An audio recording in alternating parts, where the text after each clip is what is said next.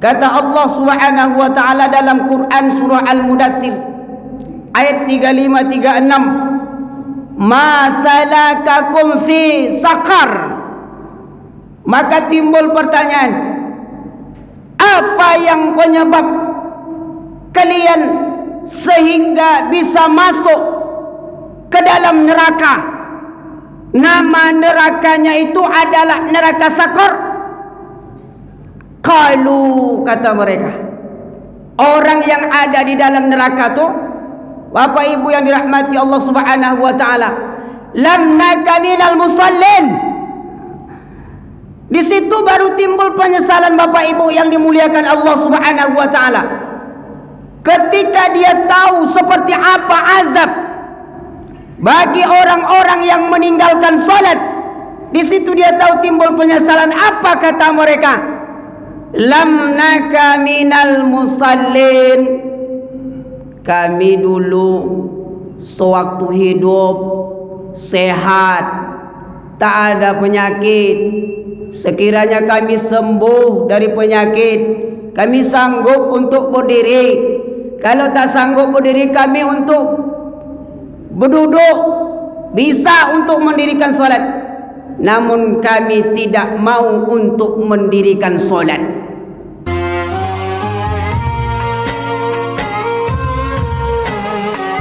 Assalamualaikum warahmatullahi wabarakatuh.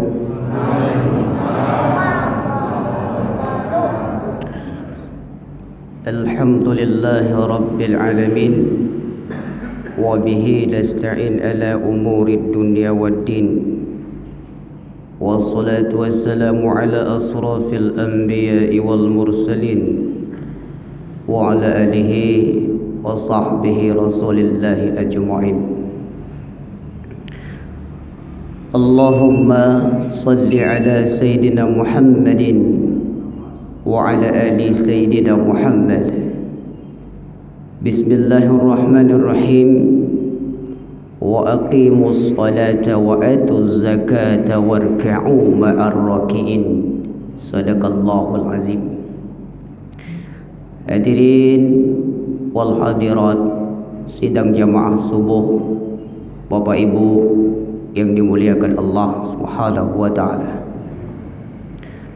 yang sama-sama kita hormati dan dimuliakan Allah selaku Ketua Masjid Baitus Salam beserta staf jajaran, yang saya hormati dan dimuliakan Allah selaku tokoh masyarakat, imam khatib alim ulama, wabil khusus yang saya hormati dan dimuliakan Allah, semua jamaah yang hadir pada subuh hari yang berbahagia ini.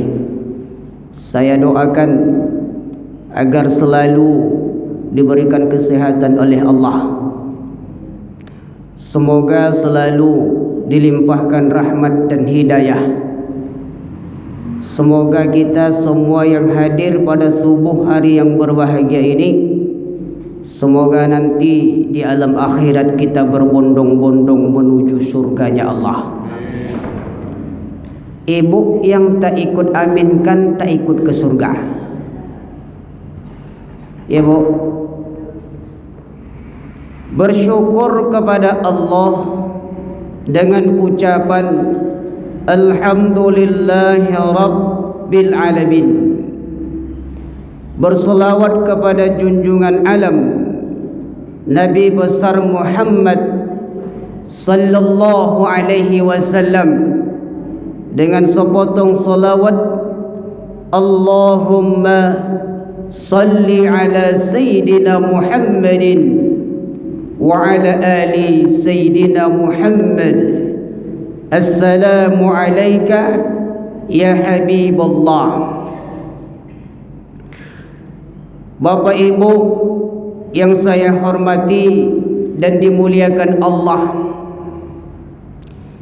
izinkan saya menyampaikan tausiah di mana saya hanyalah seorang pengganti daripada Buya senior kami di IKMI, yaitu Buya Al-Mukarram Samsurijal SAG.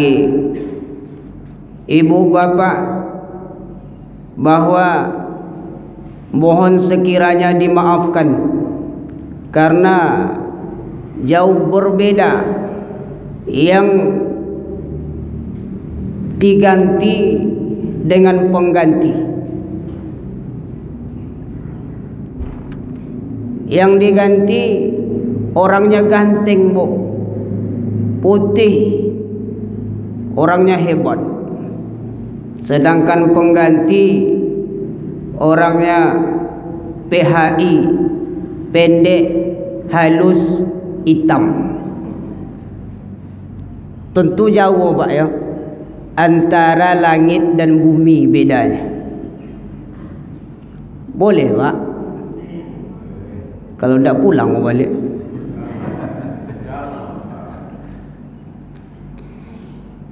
Bapak Ibu yang saya hormati dan dimuliakan Allah, bahwa ketika Rasulullah sallallahu alaihi wasallam waktu itu Isra wal Mi'raj, Nabi melihat ada seseorang yang di dalam neraka itu yang sedang diazab oleh Allah. Apa yang dilihat oleh Nabi sallallahu alaihi wasallam? Yang dilihat oleh Nabi sebagai gambaran adalah, Bapak Ibu, mereka mengambil batu lebih besar daripada ini, batu lebih besar daripada ini, dan lebih berat daripada ini. Nabi melihat orang itu sudah diambilnya batu lebih besar daripada ini, lalu dihempaskan ke kepalanya sampai kepala dia itu hancur. Bapak Ibu yang dimuliakan Allah, hancur. Setelah hancur kepala ini, maka menyatu kembali, Pak, Bu, menyatu seperti semula. Diambil kembali batu itu, dihempaskan balik, menyatu balik, utuh kembali, diambil lagi, dihancurkan lagi. Itulah kerjaannya. Lalu Nabi bertanya, Malaikat Jibril, ya Muhammad, ini gambaran apa ini, Malaikat Jibril?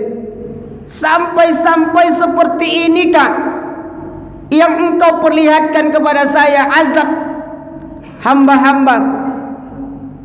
Kata Malaikat Jibril, Muhammad, itulah umatmu yang selama hidupnya di dunia dia tahu mendirikan solat wajib, tapi dia malas. Bukan dia tidak kerjakan, Bu, bukan dia tidak kerjakan, Pak, tapi malas untuk mendirikan solat. Maka itulah tamsilan, gambaran yang diperlihatkan oleh Allah kepadamu Muhammad, umatmu yang malas dalam mendirikan solat. Bapak Ibu yang dimuliakan Allah Subhanahu wa taala, kalau kita uraikan kembali, kalau kita kaji kembali, Bapak Ibu yang dimuliakan Allah Subhanahu wa taala, bahwa itu gambaran yang diperlihatkan Allah, itu baru malas, Pak, belum lagi meninggalkan solat, malas mendirikan solat. Itulah azab yang diperlihatkan Allah kepada Nabi, apalagi tidak mau untuk mendirikan solat. Bapak Ibu yang dimuliakan Allah Subhanahu wa taala, maka Kata Allah Subhanahu wa taala dalam Quran surah Al-Mudaththir ayat 35-36, "Ma salakakum fi saqar?" Maka timbul pertanyaan, apa yang penyebab kalian sehingga bisa masuk ke dalam neraka? Nama nerakanya itu adalah neraka Saqar. Qalu, kata mereka, orang yang ada di dalam neraka itu, Bapak Ibu yang dirahmati Allah Subhanahu wa taala, lam naka minal musallin. Di situ baru timbul penyesalan Bapak Ibu yang dimuliakan Allah Subhanahu wa taala. Ketika dia tahu seperti apa azab bagi orang-orang yang meninggalkan salat, di situ dia tahu timbul penyesalan. Apa kata mereka? Lam naka minal musallin. Kami dulu sewaktu hidup sehat, tak ada penyakit. Sekiranya kami sembuh dari penyakit, kami sanggup untuk berdiri. Kalau tak sanggup berdiri, kami untuk berduduk, bisa untuk mendirikan solat. Namun kami tidak mau untuk mendirikan solat. Maka tempatnya, kata Allah di dalam Quran surah Al-Mudaththir, adalah tempatnya di dalam neraka, khusus dibuatkan Allah. Bapak Ibu yang dimuliakan Allah, nama nerakanya adalah neraka Saqar. Bapak Ibu yang dimuliakan Allah Subhanahu wa taala, maka kita lihat kembali, kalau kita kaji dalam segi hukum, menurut pendapat Al-Imam Asy-Syafi'i, ada dua hukum bagi orang yang meninggalkan solat. Satu, jamaah rahimakumullah, dia yakin, dia percaya, dia tahu bahwa meninggalkan solat, mengerjakan solat adalah hukumnya wajib, tapi dia tidak mau sedikit pun untuk mendirikan solat 5 waktu wajib. Maka orang ini tergolong kepada kafarah. Ada satu lagi pendapat bahwa dia tahu, Bapak Ibu yang dimuliakan Allah Subhanahu wa taala, dia wajib untuk mendirikan solat, namun itu tadi dia malas untuk mendirikan solat itu. Bapak Ibu yang dirahmati Allah Subhanahu wa taala, malas dia, tak mau dia dalam satu hari satu malam tu, palingan sekali maghrib saja. Itu tak ada lagi, jamaah rahimakumullah, malas dalam artian kata. Maka orang ini tergolong kepada orang yang fasik. Nah, Bapak Ibu yang dimuliakan Allah, walaupun fasik, kita perlu hati-hati juga. Ada sebagian pendapat mengatakan, kalau orang yang fasik dalam keadaan berdosa besar, maaf Bapak Ibu yang dimuliakan Allah, kalau dia seorang pemimpin dalam keluarga, yaitu seorang suami, dia punya anak perempuan, lalu dia ingin menikahkan, namun dia tidak pernah solat atau malas untuk mendirikan solat, atau tergolong kepada orang yang fasik, maka hati-hati juga, jamaah rahimakumullah. Sebagian pendapat mengatakan bahwa tidak sah ia ketika menjadi wali anaknya menikah. Itu fasik, Bapak Ibu yang dirahmati Allah Subhanahu wa taala. Islam dia Islam, beriman dia beriman, namun dia tak mau atau malas untuk mendirikan solat, maka dia tergolong kepada orang yang fasik. Hati-hati juga, jamaah yang dirahmati Allah Subhanahu wa taala. Itu saking pentingnya solat yang dititipkan Allah, yang diperjuangkan Nabi sallallahu alaihi wasallam ketika beliau Isra wal Mi'raj, Nabi Muhammad sallallahu alaihi wasallam. Hadirin sidang jamaah, Bapak Ibu yang dimuliakan Allah Subhanahu wa taala, di mana saking pentingnya ibadah salat, kita kaji kembali dari awal Bapak Ibu yang dimuliakan Allah, kata Nabi, ketika umur anak sudah mencapai 7 tahun, 7 tahun umur anak itu, maka sudah dianjurkan oleh Rasulullah sallallahu alaihi wasallam untuk mengajari anak, yaitu untuk mendirikan solat. Mulai dari bacaan-bacaannya sampai kepada prakteknya. Bapak Ibu yang dirahmati Allah, kalau sampai umur anak 10 tahun, kalau anak itu tak mau solat, maka sudah boleh dikasih sanksi oleh Rasulullah sallallahu alaihi wasallam. Sanksi sudah bisa diberikan. Jamaah rahimakumullah. Sekarang timbul pertanyaan, jamaah rahimakumullah, bahwa kata Nabi umur 10 tahun kalau tidak solat maka sudah boleh dipukul. Hari ini ada umur orang Pak 50 tahun, 60 tahun, apakah kita pukul juga Pak? Dipukul juga Pak? Tak mungkin lah. Iya kan? Taruhlah macam ambo orangnya Pak, olala ketek pendek, aduh apa-apa tu umurnya 60 tahun, godang bodogok badannya. Tak mungkin lah kena melompang bulu bapak tu kan. Dulu inya melompang boleh. Bapak Ibu yang dirahmati Allah Subhanahu wa taala, alhamdulillah jamaah rahimakumullah, saya perhatikan kita mendapatkan hidayah Pak. Ada sebahagian orang sampai umurnya 65 tahun tapi mereka masih asik di meja kopi Pak. Bala onam, umurnya sudah ada Pak, ada. Makanya kita bersyukur kepada Allah Pak. Kenapa? Hidayah itu ditunjukkan Allah kepada kita. Apa tandanya hidayah yang diberikan Allah kepada kita? Setiap ada muazzin mengumandangkan azan, hayya 'alas shalah, tergerak dalam hati kita Pak. Apa yang tergerak dalam hati? Kita melangkah ke masjid. Kita dititipkan hidayah Pak. Bersyukur kita kepada Allah. Ketimbang ada saudara kita seumuran dengan kita, jamaah rahimakumullah, sehingga mereka separuh mati muazzin untuk mengumandangkan azan, namun tak ada tergerak hatinya untuk datang ke masjid. Tak ada terpanggil hatinya untuk datang ke masjid. Bapak Ibu yang dirahmati Allah Subhanahu wa taala, yakin dan percaya bahwa itulah orang yang paling merugi hidupnya di atas dunia ini. Itulah orang yang paling merugi. Hadirin sidang jamaah, Bapak Ibu yang dimuliakan Allah Subhanahu wa taala. Begitu juga pada hari ini 21 puasa kita Pak.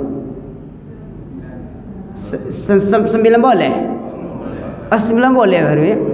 Oh, ambo menguji aja ya Pak. Soalnya ibu-ibu tu lah banyak yang termodaliku kan. Maklumlah kalau subuh-subuh kan itu biasa itu. Sesudah solat subuh pasti itu yang dicari, bantal. Habis itu bantal guling. Basi pula, tambah pula selimut seketik. Jam berapa bangunnya? Jam 1:30 boleh. Tapi kalau subuh hari ini nampaknya lawan-lawan lah dulu. Sampai suruh. Sampai jam berapa Pak? Jam 7. 8 boleh 28. Oh, jam 6.28. Masih lama lagi Bu, masih lama le Bu. Hadirin sidang jamaah Bapak Ibu yang dimuliakan Allah Subhanahu wa taala. Nah, kata Allah dalam Quran surah Al-Baqarah ayat yang ke-43, Bismillahirrahmanirrahim, wa aqimus salata wa atuz zakah. Kata Allah, dirikan salat dan tunaikan zakat.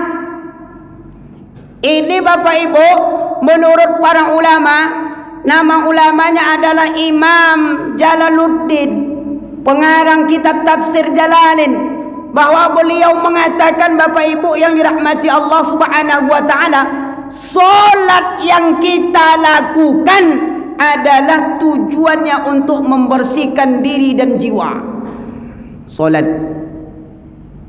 Sedangkan zakat, Bapak Ibu, adalah tujuannya untuk membersihkan harta yang dititipkan Allah kepada kita. Itu tujuan, Bapak Ibu, menurut pendapat para ulama. Hadirin yang dirahmati Allah, ayat ini adalah termasuk salah satu dalil warka'u ma'ar raki'in. Saya mau tanya kepada Bapak Ibu yang hadir pada subuh hari yang berbahagia ini, kenapa Pak di dalam solat ada ruku? Bu, kenapa dalam solat yang ibu kerjakan ada ruku?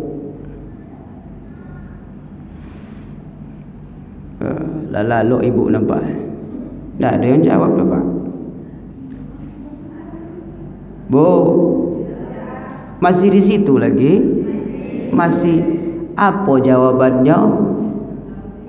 Oh, tak tahu, sobuk lah dari tadi. Ikut untuk aja ibu tu Pak. Maka menurut Imam Jalaluddin dan para ulama yang lain mengatakan bahwa jamaah rahimakumullah, kenapa ada rukuk di dalam solat? Inilah pembeda antara ibadahnya orang Yahudi. Kalau orang Yahudi, mereka langsung sujud saja, tak ada rukuk. Kalau kita Bapak Ibu yang dimuliakan Allah, itulah bedanya ibadah kita dengan orang yang lain. Ada rukuk, pembeda antara ibadah orang Islam dengan ibadah orang Yahudi. Jamaah rahimakumullah, warka'u ma'ar raki'in. Kemudian rukuk bersama orang-orang yang rukuk. Artinya ini adalah sebagai salah satu tanda dan dalil bahwasanya kita dianjurkan untuk mendirikan solat. Solatnya itu solat berjamaah. Berjamaah. Bapak Ibu yang dimuliakan Allah Subhanahu wa taala, tapi di dalam solat yang kita lakukan, maka perlu ada beberapa hal yang perlu kita perhatikan sehingga solat kita tidak bisa jadi batal. Bapak Ibu yang dirahmati Allah, maka kata Imam Asy-Syafi'i, jamaah rahimakumullah, kata beliau, kalau kita bergerak 3 kali di luar pergerakan solat 3 kali, maka solat kita akan batal. Saya contohkan. Saya tak tahu Bapak Ibu sudah pernah lihat atau tidak. Cuman yang pernah saya lihat, lebih malah pergerakan solat yang dilakukan mereka. Contoh Pak, saya contohkan jamaah rahimakumullah, hadirin yang berbahagia, ketika mereka angkat takbir Allahu Akbar, saya perhatikan,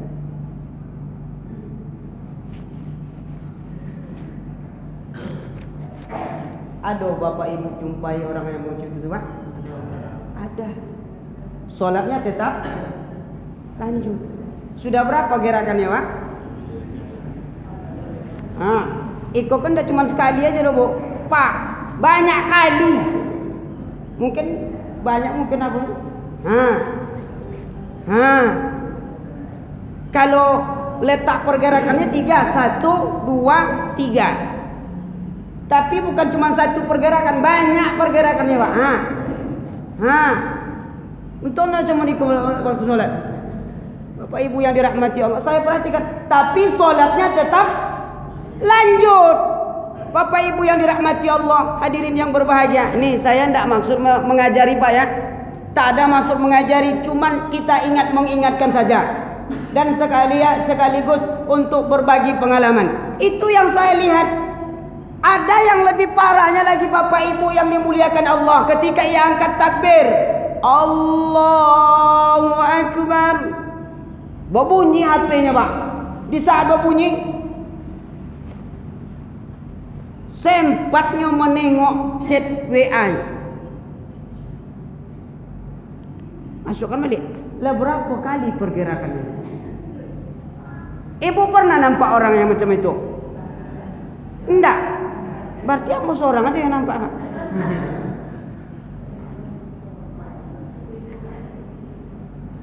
Jamaah rahimakumullah, hadirin yang berbahagia.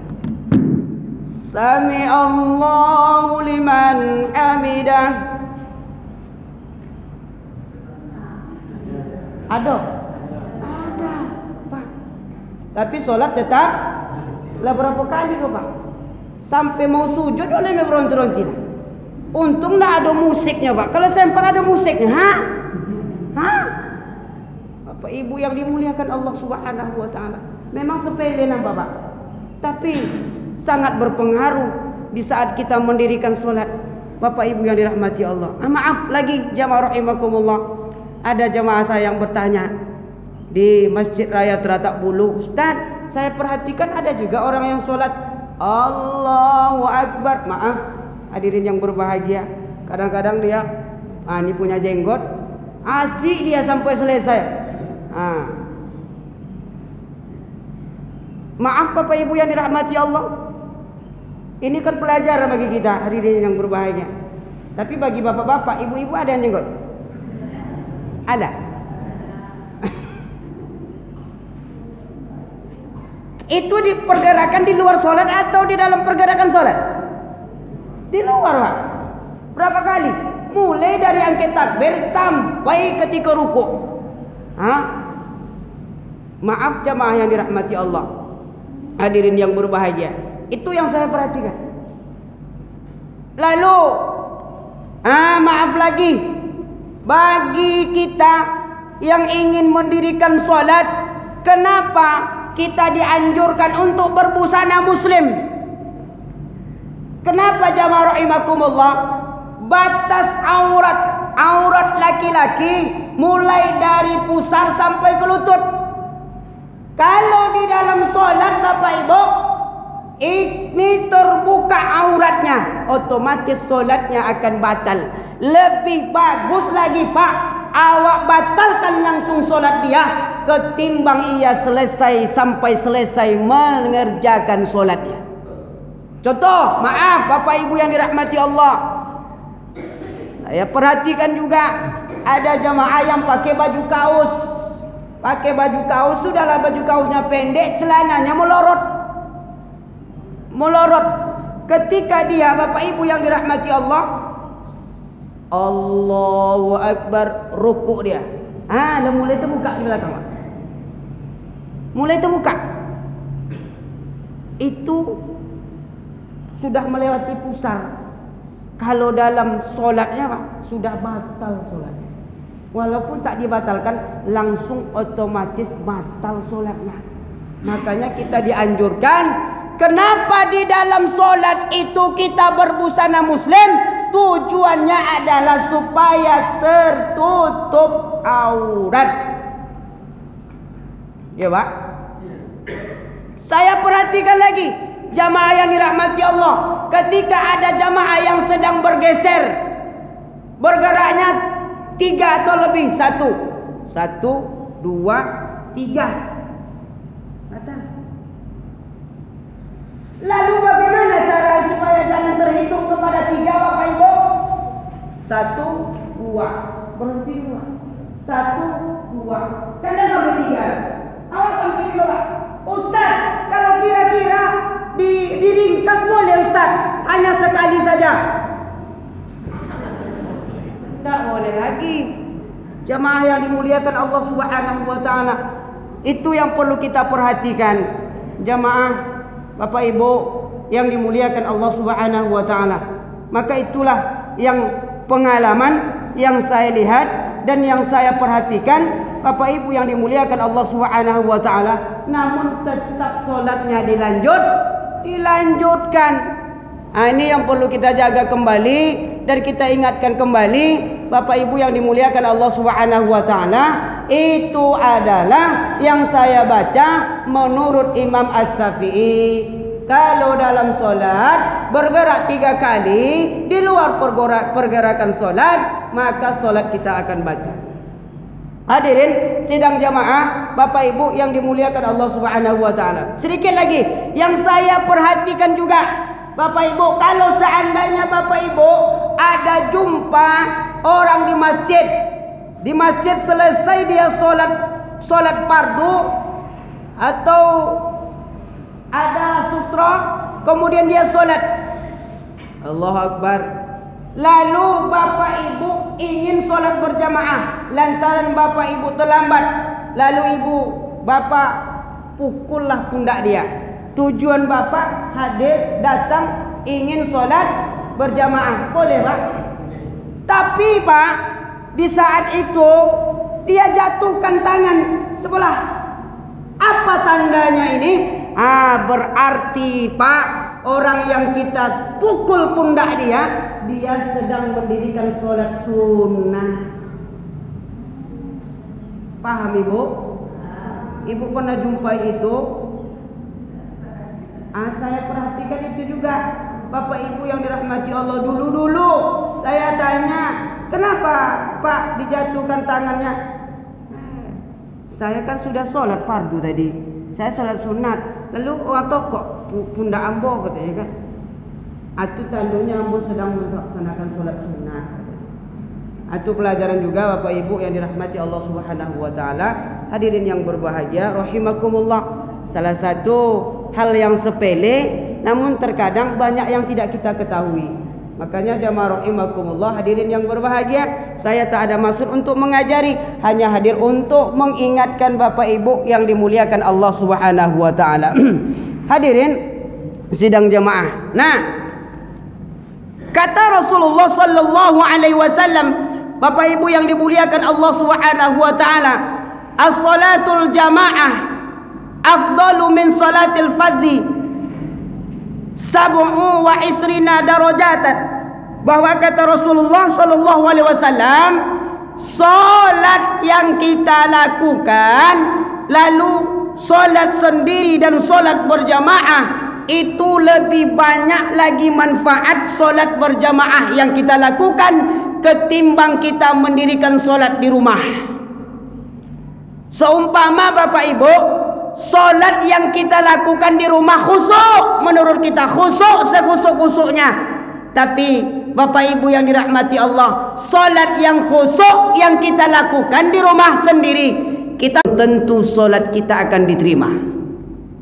Itu bedanya solat berjamaah dengan solat sendiri.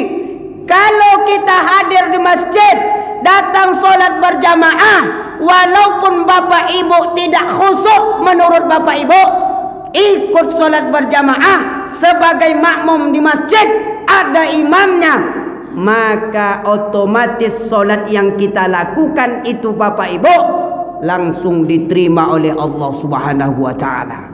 Itu yang dimaksud oleh Rasulullah sallallahu alaihi wasallam, bahwa solat yang kita lakukan di masjid adalah perbedaannya 27 derajat. Ini saya contohkan satu lagi Bapak Ibu yang dimuliakan Allah Subhanahu wa taala. Saya lihat dan saya baca di dalam kitab, nama kitabnya adalah kitab Fawaidul Mukhtara yang dikarang oleh Imam Ibrahim bin Smith. Bahwa di dalam kitab itu Bapak Ibu yang dimuliakan Allah, ada seorang imam, dia seorang imam di daerah kota Busra yang ada di daerah kota Irak hari ini. Bapak Ibu yang dimuliakan Allah Subhanahu wa taala, betapa pentingnya solat berjamaah. Dia adalah seorang imam Pak, seorang imam setiap waktu tak pernah tinggal solat berjamaahnya. Lalu suatu ketika selesai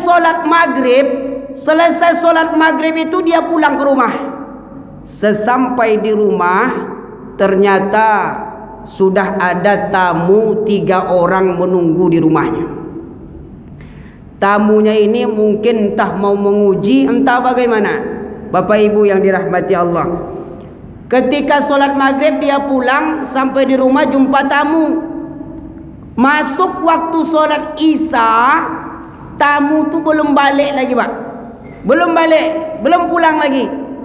Tentu imam ini menghormati tamu. Salah satu perintah Rasulullah sallallahu alaihi wasallam, man kana yu'minu billahi wal yaumil akhir falyukrim daifa. Bahwasanya kata Nabi sallallahu alaihi wasallam, beriman kepada Allah, beriman kepada hari akhir, kemudian muliakanlah tamu. Muliakan tamu, maka ia muliakan Pak. Sampai waktu azan isya, tamunya belum balik, belum pulang, belum balik. Setelah selesai sholat isya, barulah tamu itu pulang ke rumahnya. Imam tadi Pak, seorang imam tadi, dia datang ke masjid. Sampai di masjid, tahu-tahu jamaah tidak ada lagi, tinggallah dia sendiri Pak. Bapak Ibu yang dirahmati Allah, nih tujuan imam ini agar dapat derajat 27 derajat solat berjamaah. Maka solat isya yang dilakukannya, solat isya berapa rakaat Pak? 4. Solat isya 4 rakaat, lalu dia kerjakan sendiri agar dapat pahala solat berjamaah, derajat solat berjamaah. Maka dilakukan imam inilah solat sendiri itu Bapak Ibu, 4 rakaat dikali 27. Berapa rakaat itu Pak? 4 kali 27 berapa? 108 rakaat. Apa tujuannya imam ini? Tadi kan tertinggal solat berjamaahnya. Supaya tercapai solat berjamaah, tapi dia kerjakan sendiri, maka dia lakukan solat itu sebanyak 108 rakaat. Bapak Ibu yang dimuliakan Allah, dikerjakan mulai dari jam 8 tuh sampai jam 12 malam baru selesai sholat isya. Dia pulang ke rumah Pak, sampai di rumah tertidur. Sampai dia tertidur, di dalam tidurnya Bapak Ibu yang dimuliakan Allah, maka dia bermimpi. Apa mimpi dia itu? Mimpi dia adalah jamaah makmum dia itu, dia imamnya, mereka sama-sama menunggangi kuda. Jamaahnya menunggangi kuda, ya, tapi kuda mereka Pak kencang jalannya. Sedangkan imam itu dia tunggangi juga, tapi lambat jalannya Pak. Lambat jalan kuda yang ditunggangi seorang imam. Bertanya imam kepada makmum, "Makmum, ya, saya akan nunggangi kuda. Ya, kenapa kuda saya tak mau berjalan, sedangkan kuda kalian berlaju dengan kencang?" Kata makmum, "Mam, tadi kami ikut solat berjamaah di waktu isya, sedangkan engkau tidak ikut solat berjamaah." Itu modelnya Bapak Ibu yang dirahmati Allah Subhanahu wa taala. Rugi kita mendirikan solat berjamaah Pak? Tidak, tak ada kata rugi kalau kita hadir ke masjid. Kenapa kita dianjurkan untuk selalu solat berjamaah? Datang ke masjid Bapak Ibu yang dimuliakan Allah Subhanahu wa taala. Maka itulah sebagai perbandingan dan contoh yang dicontohkan oleh para ulama ketika ia tuliskan di dalam kitabnya, supaya termotivasi kepada kita agar kita selalu semangat datang solat berjamaah. Maka hendaknya jangan pernah kita tinggalkan sampai akhir hayat kita. Bapak Ibu hadirin sidang jamaah subuh yang dimuliakan Allah Subhanahu wa taala. Yang terakhir adalah Bapak Ibu yang dimuliakan Allah, siapa sih yang tidak mau solatnya khusyuk? Ada, Bu? Tidak ada. Bahwa di dalam solat itu yang kita inginkan agar solat kita jadi khusyuk. Qad aflahal mu'minun alladzina hum fi salatihim khashi'un. Pak, Bu, kita berbicara dengan khusyuk dalam solat. Arti khusyuk itu apa, Bu? Bukan kusui ya, Pak. Bukan kusui. Khusyuk. Apa, Bu? Khusyuk, fokus, tanpa ragu, tanpa bimbang. Ketika solat kita hadirkan terniat zikir dalam hati hanya Allah sebagai sang Khalik. Bapak Ibu yang dirahmati Allah Subhanahu wa taala. Bagaimana caranya Bapak Ibu agar solat kita bisa khusyuk di dalam mendirikan solat? Yang pertama adalah fa'ahsinul wudu. Maka kita perbaiki terlebih dahulu. Lah bunyi-bunyinya, Pak. Tapi masih ada masa tenggang ya, Pak ya. Ya, biasanya seperti itu. Bapak Ibu yang dirahmati Allah. Kan ini pas waktu suruh ini. Pas di waktu suruh itu kan tak boleh mendirikan solat. Maka kita lewatkan sedikit dulu. Semoga solat suruh kita ini ikhlas lillahi ta'ala, khusyuk dalam mendirikannya. Semoga Allah berikan balasan sesuai yang disebutkan Rasulullah sallallahu alaihi wasallam. Sampai di mana tadi, Bu? Oh, khusyuk ya. Oh, berarti tidak terlalu Ibu tadi. Tidak ya, masih terbangun. Nah, Bapak Ibu yang dimuliakan Allah, hadirin yang berbahagia. Lalu bagaimana caranya agar solat yang kita lakukan bisa khusyuk? Yang pertama adalah fa'asidul wudu. Kita harus perbaiki wudu terlebih dahulu. Kan Allah sebutkan dalam Al-Quran, jamaah rahimakumullah, hadirin yang berbahagia, ada berapa rukun wudu tu Bapak Ibu? Ada rukun wudu, Bu, tengoklah kemari. Menunduk pula ibu tu, Pak. Ditanya ibu tu, menunduk pula ibu tu. Ayo, tidak bertanggung jawab ibu ku nampak. Ada 6. Satu, kita pasang niat. Lalu disebutkan Allah dalam Al-Quranul Karim, ya ayyuhallazina amanu iza kumtum ila shalah faghsilu wujuhakum. Maka basuhlah wajah. Basuh wajah dengan baik. Kemudian basuh tangan. Kemudian mengusap kepala. Mengusap kepala atau mengusap rambut. Ada juga orang yang mengartikan mungkin, Pak, mengusap rambut kata dia. Tapi kalau mengusap rambut, bagaimana orang yang botak? Ditunggu dulu rambutnya tumbuh. Jadi mengusap sebahagian kepala, bukan mengusap sebahagian rambut. Bapak Ibu yang dirahmati Allah. Kemudian kita basuh kaki. Telingonya mana, Ustaz? Telingo itu kan sunnah, Pak. Kok dihilangkan telingo? Kan tidak ada dalam Al-Quran, Bu. Ada 5 di situ. 1 wajah, 2 tangan, mengusap sebahagian kepala, kemudian kaki. Yang ke-6 itu adalah tertibnya. Jangan dibalik-balik, Pak. Ikut dibasuh tangannya dulu, baru dibasuh kaki, baru diusap sebagian kepala, baru dibasuh muka. Itu terbalik-balik namanya, Pak. Tak sesuai dengan aturan yang disampaikan oleh Allah Subhanahu wa taala.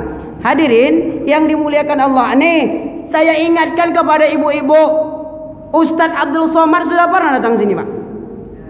Sudah. Alhamdulillah. Kalau seandainya datang balik, Pak?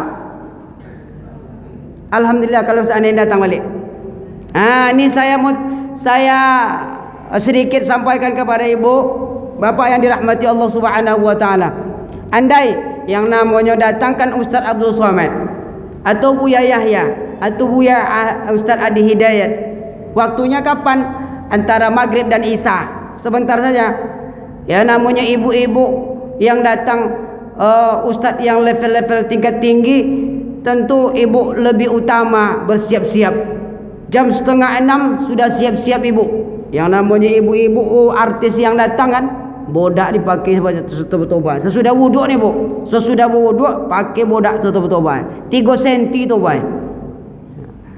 Yang namanya ibu-ibu pak, namanya berhias tuh kalau sudah berbodak tak lupa dengan apa namanya kok? Lipstick. Lipstick 3 cm pula toban pak. Warna hijau. Warnanya warna hijau, tidak warna merah, tidak warna pink, warna hijau. Sampai kemari azan maghrib, ibu sudah full banyak solat maghrib, dengarkan tausiah sampai waktu isya berbunyi kumandang azan. Rupanya ibu sudah gombong menahankan angin. Tentu dikeluarkan kalau lah gombong. Kalau angin sudah keluar dari belakang, otomatis batal wudhu. Ibu sudah pakai hias, pakai bodak, pakai gincu. Kalau bodak taruhlah terbawa stoknya pak, gincu yang lupa. Berwudhu ibu kan. Lalu ketika berwudhu itu tadi, ibu ambil air, lalu ibu agar gincu tak hilang, maka dihilangkan pula bibirnya. Sah tu pak solatnya pak, wuduknya tidak. Tu bu, kalau seandainya terjadi yang macam itu tu balik bu, bawa stok banyak-banyak, gincu bawa 2, bodak bawa 3. Yang namanya ibu-ibu, bapak ibu yang dirahmati Allah Subhanahu wa taala, hadirin yang berbahagia rahimakumullah. Itu sebagai motivasi, sebagai pelajaran bagi kita jamaah yang dirahmati Allah Subhanahu wa taala, antisipasi namanya.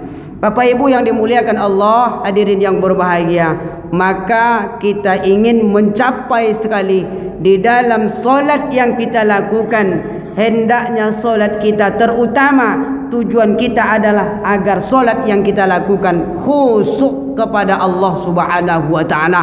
Dan semoga solat yang kita lakukan, 5 waktu yang kita lakukan, maka hendaknya akan diterima oleh Allah Subhanahu wa taala. Sebab Bapak Ibu yang dimuliakan Allah, amalan yang paling pertama yang dihisap oleh Allah nanti di hari kiamat bukanlah sedekah, zakat, perbuatan baik yang kita lakukan jemaah rahimakumullah, tapi yang pertama kali akan dihisap oleh Allah adalah amal ibadah salat. Bapak Ibu jamaah subuh yang dimuliakan Allah Subhanahu wa taala, maka itulah yang akan kita ajarkan kepada anak cucu kita Bapak Ibu. Jangan kita sendiri yang mendirikan solat, kita ajarkan kepada anak kita ajarkan kepada cucu kita ajarkan kepada cicit-cicit kita. Kalau ada cicit kita jamaah rahimakumullah. Sebab kenapa Bapak Ibu? Sebab orang tua yang paling merugi itu adalah apabila ia tinggalkan dunia ini, dalam artian kata meninggal dia, lalu anak-anaknya tidak pernah mendirikan solat, maka itulah orang tua yang paling merugi di dalam hidupnya. Semoga lantaran kita ajarkan kepada anak kita, Bapak Ibu yang dirahmati Allah, kemudian mereka beriman kepada Allah, lalu kita wafat, lalu kita meninggal dunia, maka itulah kita selaku orang tua yang paling beruntung semasa hidupnya. Hadirin sidang jamaah, Bapak Ibu yang dimuliakan Allah Subhanahu wa taala, pada kesempatan kali ini, inilah yang dapat saya sampaikan di hadapan orang tua saya. Kembali saya ulangi kembali bahwa saya memohon maaf sebesar-besarnya kepada Bapak Ibu. Tak ada maksud untuk mengajari, hanya untuk mengingatkan saja. Rasa-rasanya tak mungkinlah Pak, mungkin Bapak yang akan saya ajari, sedangkan saya jauh umurnya di bawah Bapak Ibu yang dimuliakan Allah Subhanahu wa taala. Saya umur baru, umur di bawah umur jagung tiba yang sekarang ini. Dan begitu juga saya tak menyalahi adat. Kenapa? Saya yang paling kecil umurnya dan saya pula yang di atas duduknya. Sedangkan orang tua saya duduknya di bawah, itu bukan salah saya juga, salah pengurus panitia. Kenapa diadakan ini?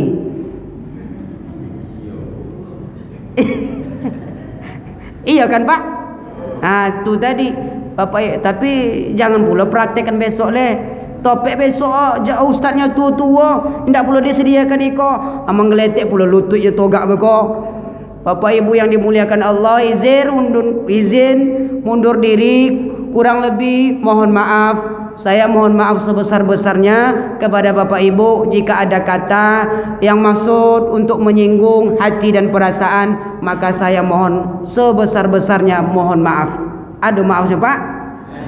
Alhamdulillah, ahli surga lah bagi Bapak Ibu.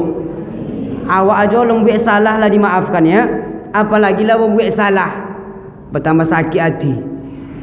Wabillahi taufiq wal hidayah. Assalamualaikum warahmatullahi wabarakatuh. Terima kasih.